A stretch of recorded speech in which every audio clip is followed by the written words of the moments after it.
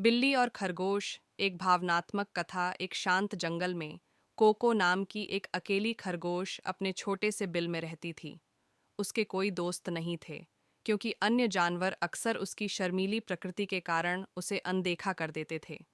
एक दिन भोजन की तलाश में घूमते हुए कोको ने एक घायल बिल्ली को एक पेड़ के पास पड़ा हुआ पाया। वह बिल्ली लियो अपने पंजे में चोट लगने के कारण हिल भी नहीं पा रही थी।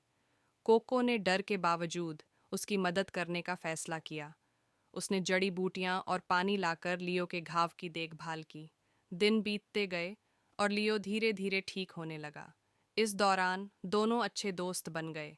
कोको की दयालुता ने लियो का दिल जीत लिया और उसने कोको की निस्वार्थता की सराहना की।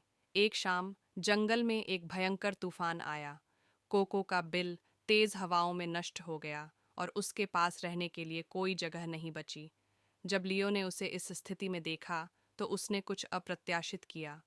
उसने कोको को अपने मांद में रहने का प्रस्ताव दिया, भले ही बिल्लियाँ और खरगोश आमतौर पर दोस्त नहीं बनते थे। समय के साथ उनकी दोस्ती और गहरी हो गई और उन्होंने यह साबित कर दिया कि सच्ची मित्रता किसी सीमा में नहीं बंधती। लेकिन एक दिन लियो को जाना पड़ा, क्योंकि उसका परिवार उसकी तलाश कर रहा था। जाने से पहले उसने कोको से वादा किया, चाहे जिंदगी हमें कहीं भी ले जाए, तुम हमेशा मेरी सबसे प्रिय दोस्त रहोगी। कोको ने आंसू भरी आंखों से लियो को जंगल में गायब होते हुए देखा।